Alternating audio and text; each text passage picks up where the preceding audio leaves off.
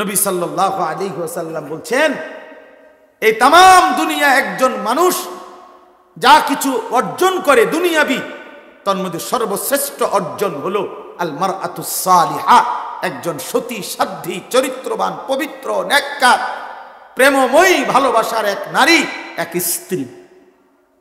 এটা তার জীবনের সবচেয়ে বড় দুনিয়ার অর্জন। আর সেই পবিত্র নারী কেমন হয়, তার আখলাক কি, তার বৈশিষ্ট্য কি? তার বৈশিষ্ট্য কি? তার বৈশিষ্ট্য হলো সে প্রতিদিন 3-4 বার করে powder Dole, fair and lovely ডলে না। আল্লাহ নবী সাল্লাল্লাহু আলাইহি সাল্লাম বলছেন, এই পবিত্র নারী, সতী সাধ্বী নারী, চরিত্রবান নারীর একটা বৈশিষ্ট্য, অতুইনু আলা দীনে যাওজিহা, যে তার স্বামীকে দ্বীনের কাজে সাহায্য করে, সহযোগিতা করে, দ্বীনের কাজে স্বামীকে আগে বাড়ায়া দেয়। আল্লাহর কসম, নবী বলছে, ওই নারী পবিত্র নারী, চরিত্রবান নারী, সতী সাধ্বী নারী, ওই নারী যে পুরুষের কপালে জুটছে, সেই পুরুষ দুনিয়ার শ্রেষ্ঠ সম্পদ অর্জন করছে, শ্রেষ্ঠ সম্পদ অর্জন করছে। রাসূলুল্লাহ সাল্লাল্লাহু আলাইহি সাল্লামের সাহাবীরা, নবীজির জামানায় সেই সাহাবীরা তাদের বিবিরাই তাদের স্বামীদেরকে আল্লাহর রাস্তায় জান দেওয়ার জন্য, যুদ্ধের জন্য সাজায় দিতেন। স্ত্রীরাই বিদায় দিতেন স্বামীকে, যাও স্বামী, আল্লাহর জন্য জান দিও, হাসরের ময়দানে দেখা করো, পরকালে দেখা হবে, আর কোনোদিন লাগবে, ঠিক আছে চলো, আল্লাহ হাফেজ, ফি আমানিল্লাহ। হ্যাঁ, আমরা কিতাবে পড়ছি, এক মুসলিম নারী, তিনি তার 4 সন্তানকে নিজে যুদ্ধের জন্য সাজায় দিছেন, এবং 4 সন্তানই যুদ্ধে আল্লাহর রাস্তায় শাহাদাত বরণ করছে। আমরা কিতাবে পড়ছি, নবীজির একজন মহিলা সাহাবী, ওনার 16 বছরের ছেলে কাফেররা বন্দী করে ওনার 16 বছরের ছেলেকে একটা একটা অঙ্গ, হাবিব ইবনে যায়েদ, ওনার শরীরের একটা একটা অঙ্গ কাইটা কাইটা আলাদা আলাদা করছে। এরপরে বুটি বুটি করে, পিস পিস করে, গোশতের টুকরার মতো কইরা এরপরে আগুনে পুরাইয়া ছাই করে ফেলছে। মদিনায় যেদিন এই খবর আসছে ওনার আম্মার কাছে, তিনিও একজন মহিলা, নবীজির সাহাবী উম্মে আম্মারা, এই মা উম্মে আম্মারা ওনার নাম, এই মহিলা যার ছেলে নবীজির সাহাবী, ছেলেটাও সাহাবী, হাবিব ইবনে যায়েদ, তিনি শাহাদাত বরণ করছে, টুকরা টুকরা করছে।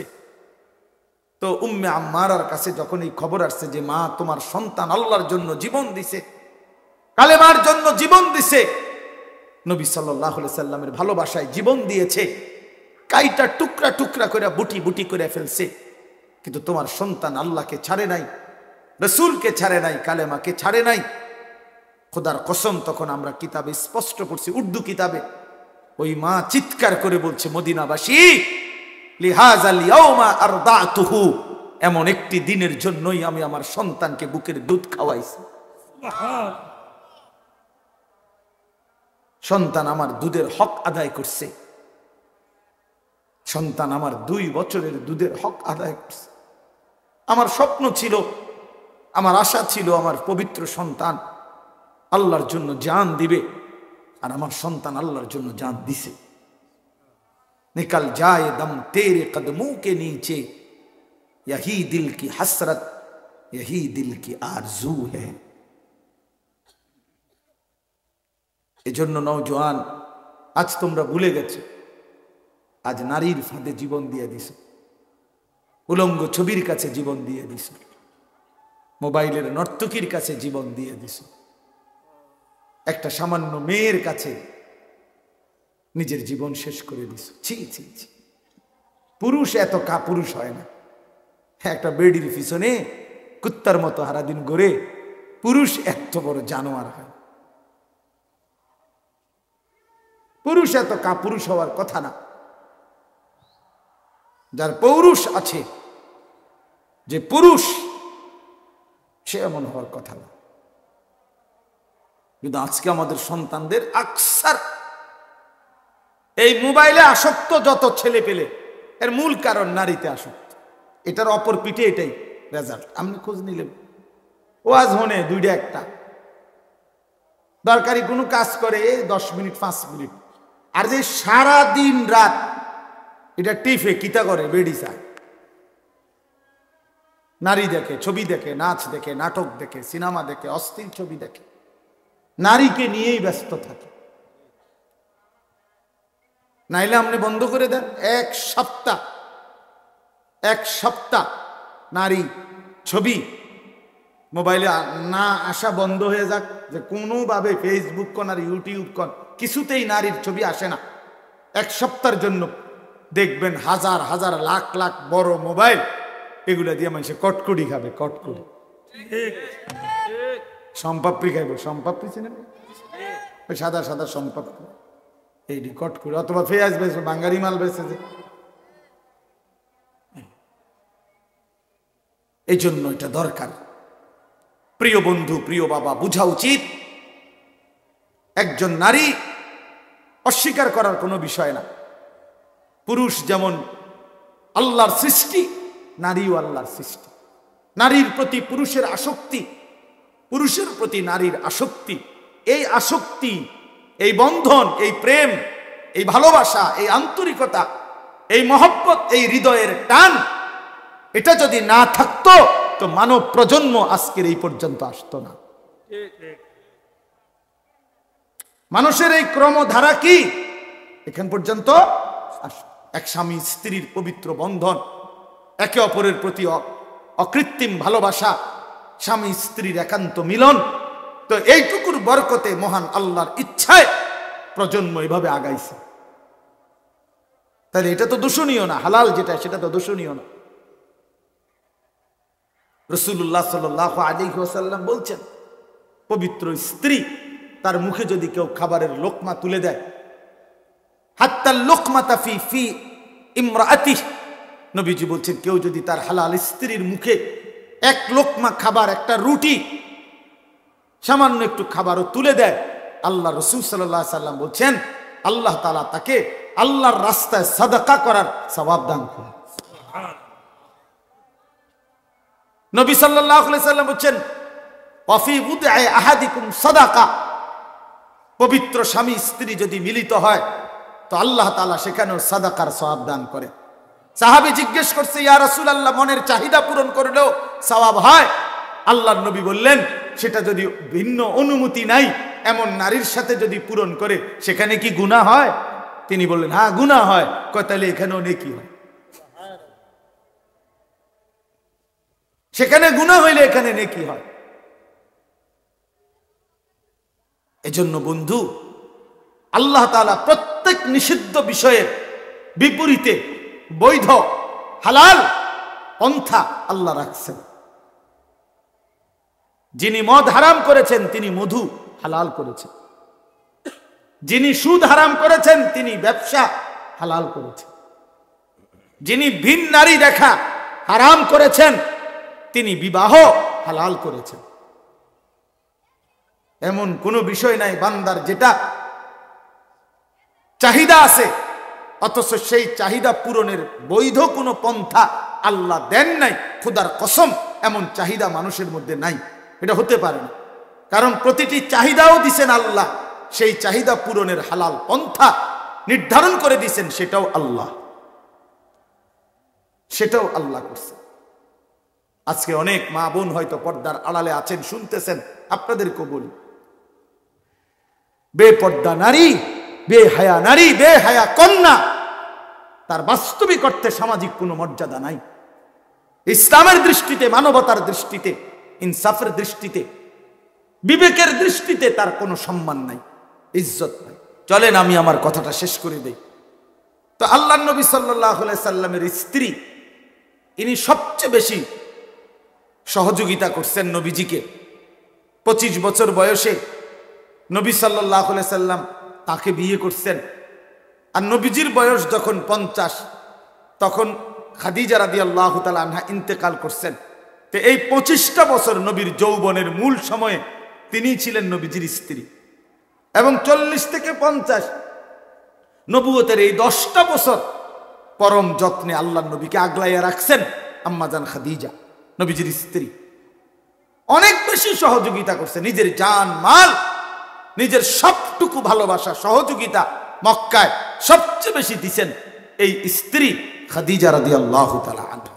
এজন্য আল্লাহও তাকে সম্মান করছেন, কারণ এই গোটা কায়নাতের মধ্যে সর্বপ্রথম কালেমা ওয়ালা এই স্ত্রী খাদিজা রাদিয়াল্লাহু তাআলা আনহা। নবীর হাতে প্রথম কালেমা গ্রহণ করছে, নবীজির দ্বীনের কাজে প্রথম সহযোগিতা করেছেন এই নারী খাদিজা রাদিয়াল্লাহু তাআলা আনহা। এজন্য নারী প্রথম কালেমা গ্রহণকারী, নারী প্রথম দ্বীনের কাজে সহযোগিতাকারী, প্রথম সহযোগিতাকারী। আল্লাহ তাআলা আমাদের নারীদেরকে এমন তৌফিক দান করেন। তো বললাম যে আমরা আল্লাহ নবী সাল্লাল্লাহু আলাইহি সাল্লাম এরপরে নবুয়তের 10ম বৎসরের পরে আল্লাহ নবী সাল্লাল্লাহু আলাইহি সাল্লামের উপরে জুলুম অত্যাচার তীব্র বেড়ে গেছে। নবীজি পার্শ্ববর্তী তায়েফ নগরীতে এরপরে গেছেন কালেমার দাওয়াত দিতে। 11 বছরের সময় সেখান থেকে একটা লোকও কালেমা গ্রহণ করে নাই। নবীজি ফিরে চলে আসছেন। তায়েফের কাফেররা পাথর মেরে অকাতরে আল্লাহ নবী সাল্লাল্লাহু আলাইহি সাল্লামকে বিতাড়িত করে দিছে। নবীজি রক্ত মাখা দেহ নিয়ে মক্কায় ফিরে আসছেন। এই সংক্ষেপ কথা হলো, নবীজি যখন তায়েফ থেকে ফিরে আসছে তখন মক্কাবাসী নবীজিকে খুব বেশি বিদ্রুপ করছে যে মুহাম্মদ, আজকে 11টি বছর তুমি আমাদের দ্বারাও নির্যাতিত, আমরাও তোমারে বিতাড়িত করলাম, আবার তুমি তায়েফ গেলা, তায়েফেও কেউ তোমার কালেমা গ্রহণ করলো না, বাচ্চারাও তোমারে শেষ পর্যন্ত পাথর মারলো। এখন তুমি যে বলতেছ তোমার আল্লাহ আছে, আল্লাহ তোমারে ভালোবাসে, আল্লাহ তাআলা তোমারে মহব্বত করে, তোমার ইজ্জত কই, সম্মান কই, কই তোমার আল্লাহ? এইভাবে বিদ্রুপ করলে, ব্যঙ্গ ঠাট্টা মস্কারি করতে লাগছে। তখন আমি শুধু এই কথাটা বলতে চাচ্ছি, তখন আল্লাহ নবী সাল্লাল্লাহু আলাইহি সাল্লামকে আল্লাহ তাআলা তায়েফের ময়দান থেকে ফেরত আসার পর মক্কাবাসী যখন চূড়ান্ত ব্যঙ্গ বিদ্রুপ ঠাট্টা করছে, তখন আল্লাহ তাআলা হযরত জিবরাইল আলাইহিস সালামকে পাঠিয়ে বোরাকে চড়িয়ে আল্লাহ তাআলা নবীজিকে আরশে আজিমের মেহমান বানাইছেন, মেরাজে নিয়ে গেছেন। আইনা বলছেন, বন্ধু জগৎবাসী বলছে আমি নাকি আপনাকে ইজ্জত দেই নাই, সম্মান দেই নাই, ভালোবাসি নাই। চলেন বন্ধু, আজ আপনাকে আমি এমন জায়গায় আনলাম, এবার আপনি শুধু শুনে নেন।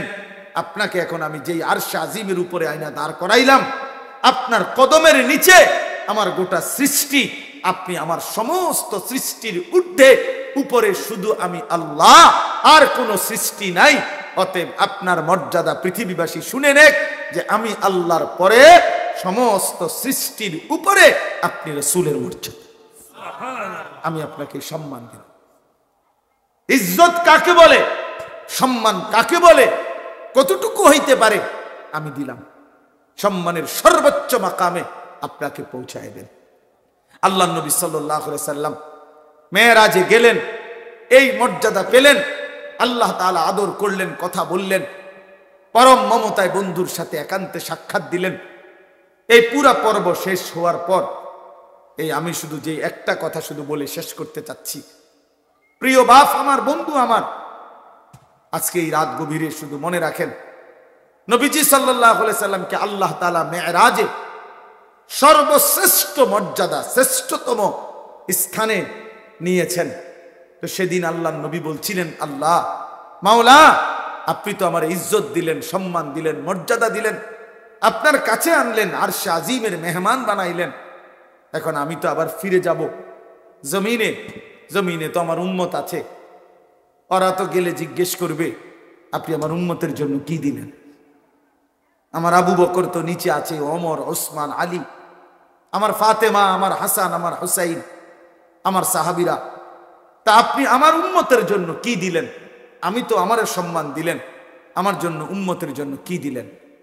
তখন আল্লাহ পাক রব্বুল আলামিন বলছেন, বন্ধু আমি জানি আপনি বলবেন, আপনি উম্মতের জন্য যে চাইবেন এটা আমি জানি। আপনি একমাত্র এমন নবী যে জীবনের কোনো মুহূর্তে উম্মতকে ভোলেন নাই, কখনোই ভোলেন নাই। আজ মেরাজে এই আরশে আজিমে আপনি ভুলবেন না, এটা আমার জানা আছে। এই জন্য আমি আল্লাহ গত 11টি বছর প্রিয় ভাই, এই শেষ কথাটা মনোযোগ দিয়ে শোনেন। গত 11টি বছর আমি আল্লাহ এই কোরআন নাজিল করছি আপনার উপরে। কত আহকাম, কত আয়াত জিব্রাইলের মাধ্যমে আমি জমিনে পাঠাইছি। কিন্তু বন্ধু বিশ্বাস করেন, 11টি বছর আমি আল্লাহ একটি আমল আমি নিজের কাছে রাখছিলাম। আমার সিদ্ধান্ত ছিল, যেদিন আপনাকে আমি এই সর্বশ্রেষ্ঠ মর্যাদার মাকামে আনব, সেদিনে আমি আপনাকে আপনার উম্মতের জন্য সর্বশ্রেষ্ঠ আমল আমি আল্লাহ আমার কুদরতি হাতে আপনার হাতে তুলে দেব। আর সেটাই আজকের এই হাদিয়া। আর সেই হাদিয়াটাই হলো 5 ওয়াক্ত নামাজের হাদিয়া। আজ আপনার মর্যাদার চূড়ান্ত সর্বশ্রেষ্ঠ স্থানে আপনাকে আনলাম, আর আপনার উম্মতের জন্য যে আমলটা দিলাম এটাও সর্বশ্রেষ্ঠ আমল। অতএব প্রিয় বন্ধু আমার, এবার আপনি শুধু এই কথাটাই বোঝেন, 5 ওয়াক্ত নামাজ দোস্ত নওজোয়ান, 5 ওয়াক্ত নামাজ এটা মেরাজের হাদিয়া, আরশে আজিমের হাদিয়া, মহান আল্লাহ পাকের স্বহস্তে দেওয়া হাদিয়া। নবীজির যেদিন মর্যাদার চূড়ান্ত মাকামে আল্লাহ নিছেন, সেদিন সর্বশ্রেষ্ঠ আমল আল্লাহ তাআলা হাদিয়া হিসাবে দিলেন। অতএব আল্লাহর প্রতি যার ভালোবাসা আছে, মেরাজের প্রতি যার ভালোবাসা আছে, নবীজির প্রতি যার ভালোবাসা আছে, আল্লাহর কসম 5 ওয়াক্ত নামাজ তার জীবনে বাধ্যতামূলক। যে বুবা, সেও তো ভাত খায়, ঘুম যায়, বুবাও তো পেশাব পায়খানা করে, বুবাও তো বিয়ে করে, বুবারও তো বাচ্চা হয়, অন্ধ মানুষও তো বিয়ে করে, অন্ধ মানুষও তো দুনিয়া ভোগ করে, বধির মানুষ যে কানে হনে না তো তো দুনিয়া ভোগ করে, প্যারালাইজড, পঙ্গু, অচল, প্রতিবন্ধী, পাগল, সেও তো খানা খায় বেটা, সেও তো দুনিয়া বাইচা রইছে। তো দুনিয়া ভোগ করা এটা আশ্চর্য কিছু মিয়া? দুনিয়া তো জন্তু জানোয়ার আমাদের চাইতে বেশি ভোগ করে। একটা হাতি 250 কেজি খাবার খায় একদিনে, একটা তিমি 200 জন মানুষের সমপরিমাণ খাবার এক বেলা খায়, একবার। একটি বাঘ, ভাল্লুক, সিংহ কোনো দিন খোদার 12 মাসে কোনো দিন ফাঙ্গাস তেলাপিয়া খায় না, প্রত্যেক বেলা গোশত খায়। কি মিথ্যা বললাম? তাহলে জন্তু জানোয়ার তো দুনিয়া আমাদের চাইতে বেশি ভোগ করে, আমাদের চাইতে বেশি ভোগ করে বলে। অতএব দয়া করে মনে রাখবেন এই শেষ কথা, 5 ওয়াক্ত নামাজ যে সন্তানকে শিখাইতে পারলেন না, আপনি সন্তানকে কিছুই শিখাইলেন না। আল্লাহর কোরআন যে সন্তানকে মুসলমানের ঘরে জন্ম নিয়ে বাবা মা মুসলমান হওয়ার পর, ছেলে মেয়ে মুসলমান হওয়ার পর, যেই বাপ মা তার সন্তানকে আল্লাহর কোরআন দেখে দেখেও শিখাইতে পারে নাই, পড়াইতে পারে নাই, পড়তে পারে না, ওই মা বাপ সন্তানকে উল্লেখযোগ্য কিছুই দিয়ে যাইতে পারে নাই। এই বাত্তরকারী বিল্ডিং এরই বাপ মূল্য করতে পারে। বহুত এতিম যে বাপ মরে গেছে জন্মের সময়, হেতে পরে 10 তলা বিল্ডিং করছে, এরকম বহুত। কথা কয় না? এমন নাই তো? তাইলে বাপ মরলেও ভাত খাওয়ান যায়, বাপ মরলেও বিয়ে করন যায়, এটি কোনো আশ্চর্য? আমনে না, আমি আমার 3 ফুট বিয়ে করাইছি, আপনি মরে আছেন 3 ফুট সুন্দর মতে টাইম মতো বিয়ে করবো, আপনি কবরেতে বিয়ে খাইন। আপনি শুধু শুধু হুদা কামে আমি বেউকুফে পাইছি আপনারে। আমি আমি থাকতে যদি জিফুতরে গদ দুয়ায়, আমি থাকতে যদি 3 তালাটার সাড্ডা দিয়ে যাইতে পারতাম, আমি থাকতে যদি 4 তালার কামটা ধরাই দিয়ে যাইতে পারতাম, ময়রাও শান্তি পাইতাম। অবশ্যই যে 4 তালা কাম শেষ করে গেছে তার কবরে তো নেয়ামতে বইরে রাখছে একদম। ফেরেস্তা তো তার লেগে আপেল মালটা লইয়া বইয়া রয়েছে। আপনার চিন্তা কি? আর আপনি বিল্ডিং 4 তালা, ফেরেস্তা তো আপনি রে কবরে একের প্রথমেই তো আপেল মালটা দিব যে চাচা আপনি ধন্যবাদ, ভাগ্যবান, আপনি 4 তালা শেষ করে আইছেন। আপনার মতো কপাল কার কপালে মিলছে? ওটা বিল্ডিং এর হিসাব দেয়, ফুতের হিসাব দেয়, ভাত তরকারির হিসাব দেয়, খাট পালং আর সোফা ফার্নিচারের হিসাব দেয়। হুজুর আল্লাহ রহমতে আমনগো দোয়ায় জিফুতের লাগিয়া দেবীর দ্বারে 10 শতক জাগা লইছি, আমি নিজে থাইকে কাম ধরাইছি। একটা ইট মিস্ত্রির বাপের ক্ষমতা নাই 2 নম্বর দিবে, জাগাত খারাইয়াছিলাম, নিজে গিয়া ময়মনসিংহের তে বালু আনছি, তা আখের লগে সারা রাইতাছিলাম। আল্লাহু আকবার, কত বড় কফা! আল্লাহু আকবার। টাকের লগে সারা রাত বালু উঠছে, আবার বাইতাই না বালুরে ধুইছে, বালুরে ধুইয়া এরপরে আস্তর করছে যাতে করে বালুর মধ্যে কোনো বালু না থাকে।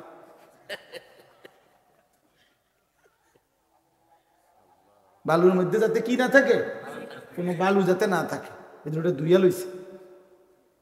কি পরিমাণ যত্ন একটা বিল্ডিং এর মজবুতির জন্য, কি পরিমাণ যত্ন যে বালুটা পর্যন্ত ধুইছে। $4 দিন একজন লোক রাখছে, তোর দায়িত্ব হইল 4টা সুরকি, একটা সিমেন্ট, একটা কি, হ্যাঁ সিমেন্ট, একটা বালু, একটা সিমেন্ট, এরকম এটা ঠিক গুন্না গুন্না রাখবি। 4টা সুরকি, একটা বালু, একটা সিমেন্ট, 4টা সুরকি। তাই ভাবে যদি একটা কম হইলে কিন্তু ঠাইট মারেলাম, বিল্ডিং দুর্বল হয়ে যাবে। বিল্ডিং এত মজবুত, ছাদ এত মজবুত, নিজে থেকে পানি দিছে 15 দিন 20 দিন, সাইডের ওয়ালগুলো গাঁথছে মিস্ত্রি, নিজে থেকে পানি দিচ্ছে। হায় রে মুসলমান, একটা